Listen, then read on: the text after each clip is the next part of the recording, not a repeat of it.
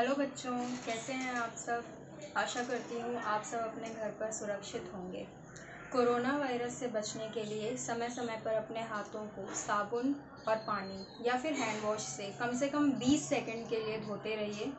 इसके अलावा बहुत ज़रूरी काम होने पर ही घर से बाहर जाएं। अगर आप घर से बाहर निकलते हैं तो ये याद रखिए कि चेहरे पर मास्क ज़रूर लगाएं।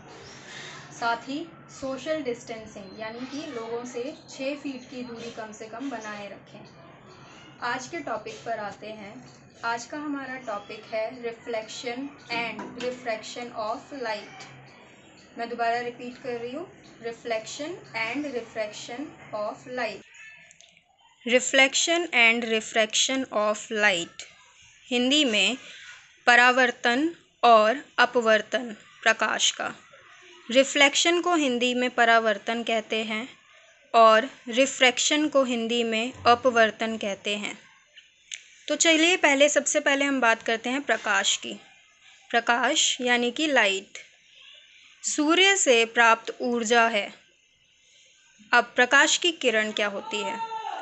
प्रकाश की किरण को इंग्लिश में रे ऑफ लाइट कहते हैं। प्रकाश एक सीधी रेखा में चलता है।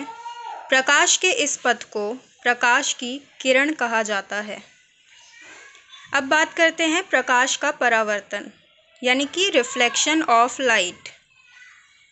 जब प्रकाश की किरण किसी चिकने पृष्ठ से टकराकर वापस लौट आती है तो इस घटना को प्रकाश का परावर्तन कहते हैं। मैं एक बार दोबारा रिपीट करती हूँ कि प्रकाश का परावर्तन क्या होता है। जब प्रकाश की किरण किसी चिकने पृष्ठ यानी कि सतह से टकराकर वापस लौट आती है तो इस घटना को प्रकाश का परावर्तन कहते हैं। चांदी प्रकाश का सबसे अच्छा परावर्तक है। अब प्रकाश का परावर्तन का परिभाषा तो हमने समझ लिया, पर उदाहरण के तौर पर अगर मैं आपको समझाऊं तो दीवार पर जब हम कोई गेंद यानी कि बॉल को फेंकते हैं तो वो बॉल वापस हमारे पास टकरा कर आती है। ये प्रकाश का परावर्तन का एक उदाहरण है।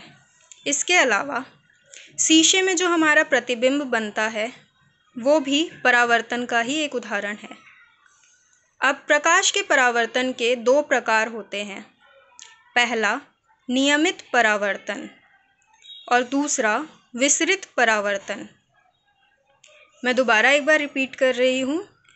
पहला नियमित परावर्तन, दूसरा विसरित परावर्तन। तो यहाँ तक हमने समझा कि प्रकाश का परावर्तन क्या होता है। अब बात करते हैं प्रकाश का अपवर्तन की। प्रकाश का अपवर्तन इंग्लिश में यानी कि रिफ्रैक्शन ऑफ लाइट। जब प्रकाश की किरण एक माध्यम से दूसरे माध्यम में प्रवेश करती है तो प्रकाश किरण का मार्ग से विचलित होना प्रकाश का अपवर्तन कहलाता है। अब उदाहरण के तौर पर जब हम पानी के गिलास में चम्मच को डालते हैं तो वह असामान्य रूप से दिखता है यानी कि मोटा दिखता है।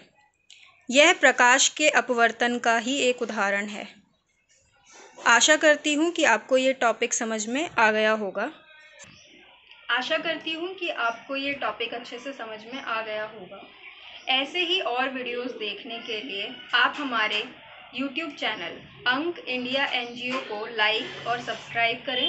उसमें और भी वीडियोस हैं। Thank you.